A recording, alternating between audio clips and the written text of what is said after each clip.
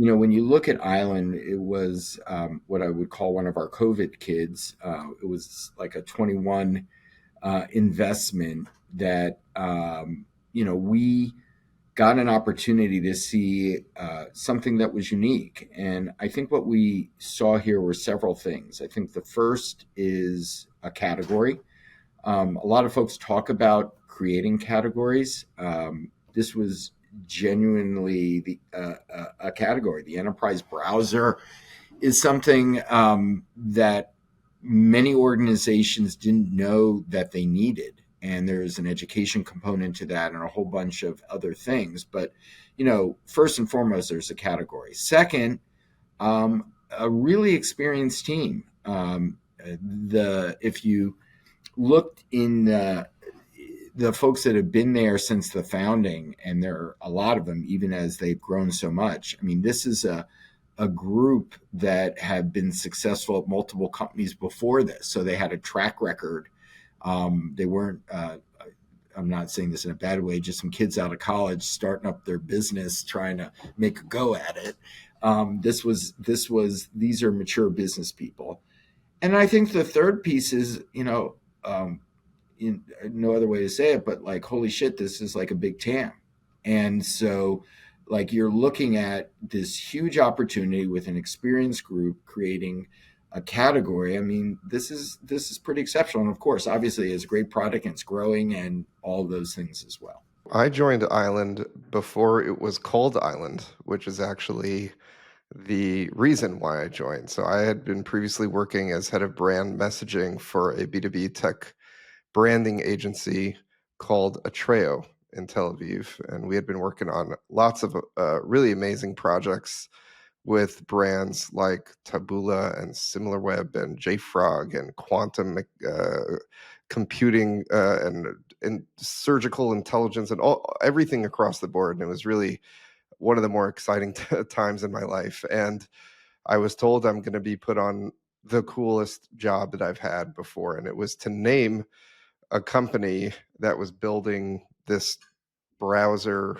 for work. And I had been pitched a lot of tech startup pitches by that time in my life. And this one felt different from the beginning.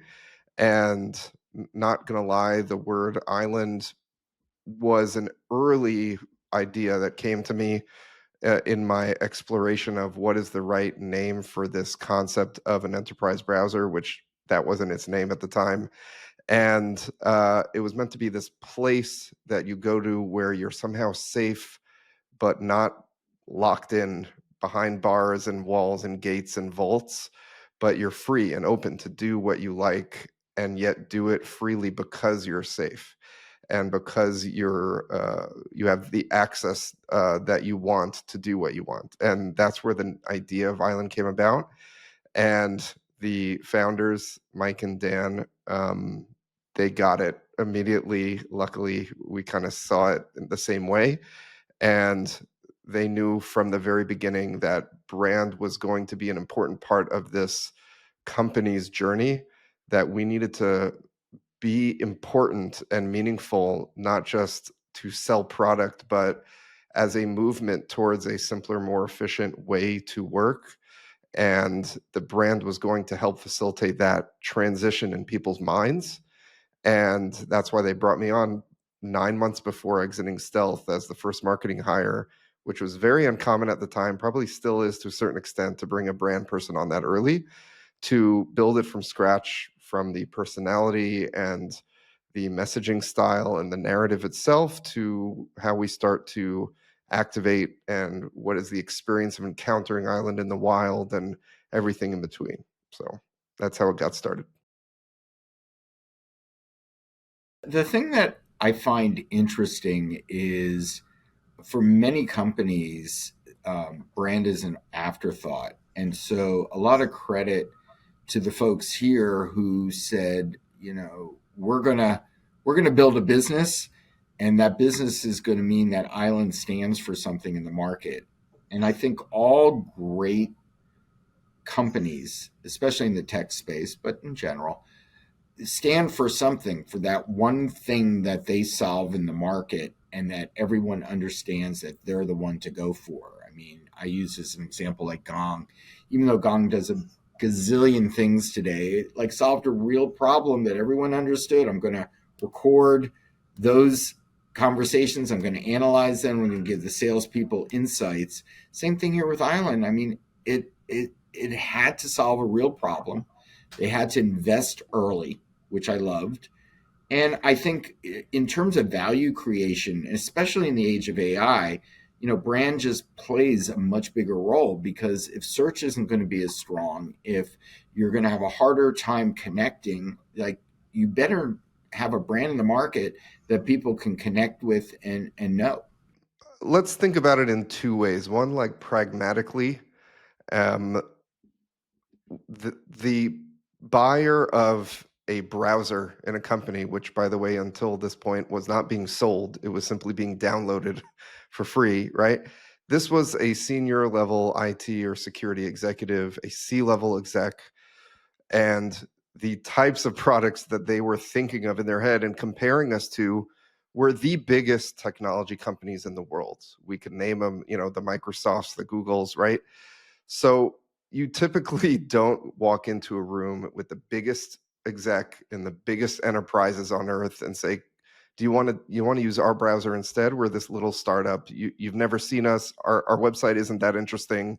We don't look like we've been around." Right? No, the brand has to serve this very important role, especially in this early phase that we were in, not just for us as a company, but for the category of enterprise browsers. There needed to be a feeling right from the beginning that we were an established entity, again, both us and the category, and that you could trust us the way you're trusting the biggest tech companies in the world to run your work. Again, the browser is essentially where work is happening.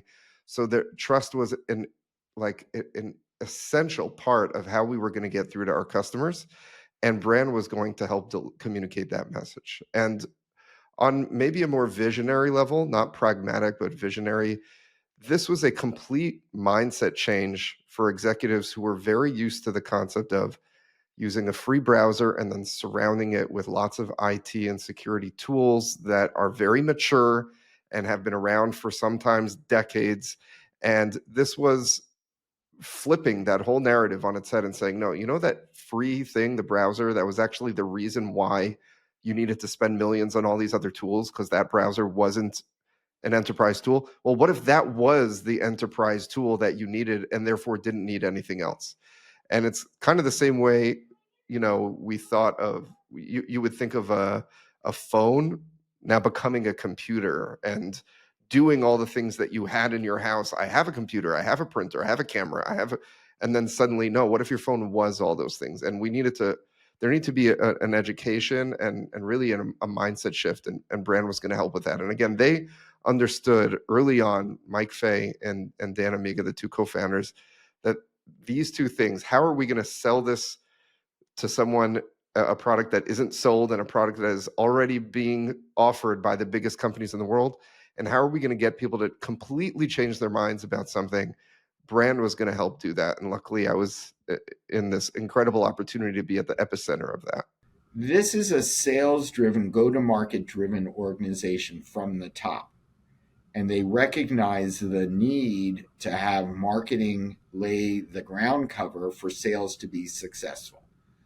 And, in that kind of organization, that is what you get. And a CEO who recognizes pretty quickly doing this without a brand is hard. And so let's make sure we have one. Insight is unique in that we have our on-site team, which is our advisory team, and we're broken down into centers of excellence so that we can deliver against the functional areas all of the core needs that an organization is looking for to scale. And so we got involved early.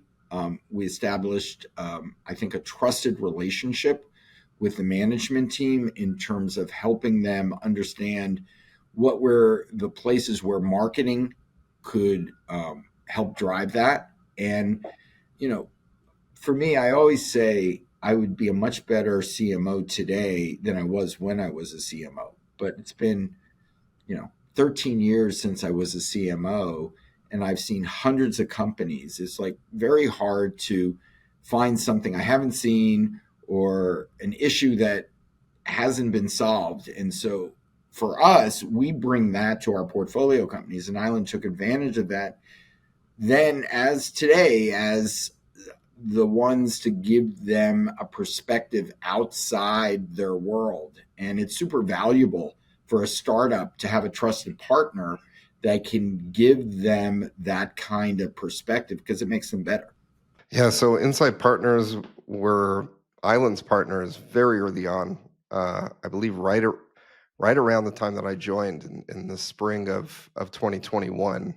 They were part of the Series A, and that was on purpose. And Island was blessed to have a choice of of VCs or of partners to to bring on for the journey, and they felt that Insight was a very important partner to have on board with us. And Gary, and inside of Insight Partners, the Center for Marketing Excellence, they were instrumental from the beginning with talking out with us what it means to build a category, how to design the category, and not just name it and then assume the world will follow along the way many companies who tried to be new categories do. And Gary actually, talked to us about kind of the different steps involved in going from 0 to 1 and going from selling a product and building a category that not only no one knows about, but people assume is unnecessary, right? We're selling something that's free. It's like convincing people to buy air, and it was especially challenging for us on a marketing level for us to see the steps of building the idea in people's mind that they should be buying something that they already have for free. And they were very instrumental in doing that. They also pointed us in a lot of directions with other brands that are doing a great job at this, or just in general at building a following and building a movement around what they do. A lot of other inside portfolio companies, and making those connections and helping us kind of learn from and even steal from ideas from them, obviously with everyone's permission. That's certainly what comes to mind. And Gary specifically with me, he had been working with a lot of companies that had used Atreya where I had worked previously, so we kind of had a bit of a background when I showed up to Island, and he was involved, and it allowed us to kind of hit the ground running when it came to putting those building blocks in place. How do you put one above the other in order to build this brand right? Ari is amazing, and I've had the opportunity to connect with Ari in Israel when we there. Insight's a very large investor in Israel, and obviously Island has a presence in Israel as well, and as well as the team in Dallas and in other places. And so, yeah, it's been a great relationship. I think we're thrilled with the progress that Island has made over this period. Yeah, I think there were two interesting things we saw happening that were both kind of perfectly in line with the journey of building a category and building a brand, which is one is a lot of other companies started to use messaging that we were using. We started to see a lot of the same phrases and the same type of story. And that makes sense. It's also great validation that what we're saying seems to resonate and that others seem to think it's effective and that they should use it. Even the term enterprise browser, which I think for now, seems pretty well accepted, both in terms of analysts and in terms of it becoming a budget, a line on the budget. At the very beginning, we were the only one. There were a couple of others claiming to do secure browser, corporate browser, and then very quickly, it all became standardized around enterprise browser. And that was also a point of validation that, okay, there's a category around this phrase. We chose the right one. We're leading the thing. People are following us. That's great. What's also nice is that we got to kind of distinguish ourselves in the story because of our vision, specifically around what the enterprise browser could be. Many other companies, it's okay if they're listening, it is what it is, are selling enterprise browsers as security-focused solutions that are meant to solve security problems, pure security problems for the enterprise, because it does so very effectively. And what we knew from the very beginning, and again, credit to the co-founders, Dan and Mike, for seeing this early on, is this is way bigger than security. Security is a huge part of this, but it is not the only part. This is a new way to approach the workspace. So many of the things we solve for companies don't necessarily have to do with security. There is a global head of HR of a Fortune 100, number one in their industry company that we all know very well, that the reason they bought Island and they're using it around the world across literally hundreds of thousands of their employees is an HR use case. It's to solve a problem with communicating with all of their employees that the enterprise browser does well. And that's just a great indicator of how we are dreaming bigger than other, people in the category. And it allows us not just, our brand colors and our logo and some taglines and things like that, but to really imagine the offering itself and communicate the possibilities that it brings as a moat. And I think it all comes together. It's all part of the same package. When you see a brand fusion of what it's saying, what it appears, what it is, what it stands for, so both the physical brand as well as the strategic brand, that it comes together in a really coherent way, that is something you build. That's what great brands are built on. And I think for a company of this age and this maturity, it's super unusual. Super unusual. We say internally, the Island way, and we kind of have this bar for the way we do things. Like, does this satisfy, our standards as doing something the way Island would do it? It comes through, and like we were just talking about, the little things, right? I've said this before in other venues and other podcasts and live sessions, where every company has a brand, whether they like it or not, whether they realize it or not. But the last kind of 10 or 20% is where brands become brands, because they focus on the little things that no one else is thinking of, or that everyone else is going to remember, because they exceed what people typically think of as a brand. And it's those small things. We double pad the carpet in our trade show booth so that when you walk in, it is ever so slightly extra comfortable to walk around when you're inside our booth. Think about it. It's a half an inch of foam we're talking about, and yet people walking in are like, it's so good to be here. It's a bigger challenge than, I don't know if we would say, than people realize, because I think people are well aware of how big the challenge it is.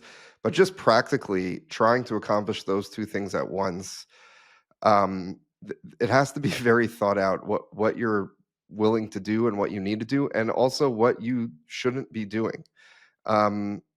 One good example is when people don't know that there's a category that they need of software they need to be buying, they're not necessarily clicking on, an ad that says, tell me more, or show me, a demo. They don't even know what it is that you're showing them, right? Or what they want to look at, because there just isn't a frame of reference for this type of technology. So up front, there has to be a lot of storytelling and a lot of educational content that will not only help them understand, but also inspire them along with why this thing needs to exist, so that they know, once they're ready for the idea of, buying something like this, that they'll come back to us. So it's the touch points are many more than normal. The journey, at that top of funnel part of the journey is much longer, which leads to a lot of impatience and a lot of wondering, when are people going to show up? And it's a trust the process kind of thing. And maybe one other point I'll mention, which is crucial. We talked about internally from the CEO down that we needed to be doing two levels of marketing at the same time, because we noticed that our buyers would not consider buying Island until they understood the specific use cases that it would be solving for them right now, that there were challenges they were trying to solve and Island would solve them. But if they only bought Island for that, they would say, "Wait, I'm buying the browser that we're all going to use just to solve two problems? That makes no sense to me, right?" So we at the same time had to feed the vision and the high level narrative of why you need an enterprise browser over a consumer browser, so that they would understand, no, wait, I'm not just buying a browser to solve a problem. I am reimagining the workspace that I am using for my entire organization, because the enterprise browser is the way we should work. And those two levels needed to hit relatively near, closely to each other, in order for the category and the product, or the vision and the value, to kind of complement each other in people's minds, and them being willing to become buyers, and to take us seriously as a solution. And that was an incredible kind of unlock that Gary and Insight was helped us along the way of storytelling and problem solving on two different levels. Well, I think it's unusual, first of all, for companies to have, real categories. And so, I think and I've known the people at Play Bigger for quite some time. Uh, I think the idea that everyone could be a category was one of the biggest falsehoods ever perpetrated on the tech community. I think the reality for folks like Ireland is they recognized that they had a category, but a category is not a brand. Like, let's not confuse the terms. And to actually focus on building a position in the market where Island stood for the enterprise browser, that is unique. And I think there are a few companies, A, that have that vision, and B, that have been able to execute that way. I'm incredibly proud. I mean, like I said, I've been at Island almost from the beginning, first marketing hire, before we even had much of an office, and to see us grow in this way, and to really see, what happens when you really believe in something and then just go and manifest it. It's been really special. Clearly, I, the highlight of my career so far, to be able to dream up something and then see it come to life through the hard work of many people around me. And I think it's taught me a lot about what brand is. A lot of times when you work as a brand expert in an agency setting, you're not exposed to the different ways that brand impacts a business, or that brand needs to fit itself around business needs, and not necessarily just be a cool ad or a great website. And the thing that I'm loving now, and that gives me the most pride, and maybe a great way to end, is that there are so many new ways that I'm finding myself being pulled into the journey of selling and growing Island's presence. There's all throughout the sales cycle, there are brand needs where we want to create a special experience for a potential customer who's on the fence and who isn't sure, or to create a specific type of onboarding for new customers that are kind of using Island in their own unique ways. So they need their own experience. And these are all things where they happen to come across my desk as someone who's kind of the storyteller, right? The creator. And it shows that brand isn't just this one thing that fits in one box that does this one thing, but it's really about, the way I like to say it, like kind of infusing the soul of the company into all these different areas, and leveling up what we do in a meaningful way, in every way we can. And that's been the most gratifying, to kind of see it just be an idea, and now have all these different ways where brand is impacting the actual business in a meaningful way. It's the best part of my job that I get to see a company from initial investment and watch it scale. And I can't say every company I work with goes through that same journey, but like that's the fun part. To be honest, I have lots of advice to give lots of companies from lots of experience. Not everyone is able to activate on it and drive these strategies. And I think Island has done an incredible job at really understanding what they need at each stage as they've matured to really drive a great outcome for everyone. A great outcome for investors, a great outcome for the managers and the folks who are leading the company, and a great outcome for their customers. And so I think that that's truly the win-win-win that you're hoping for, and that's why it's incredibly exciting to be part of that.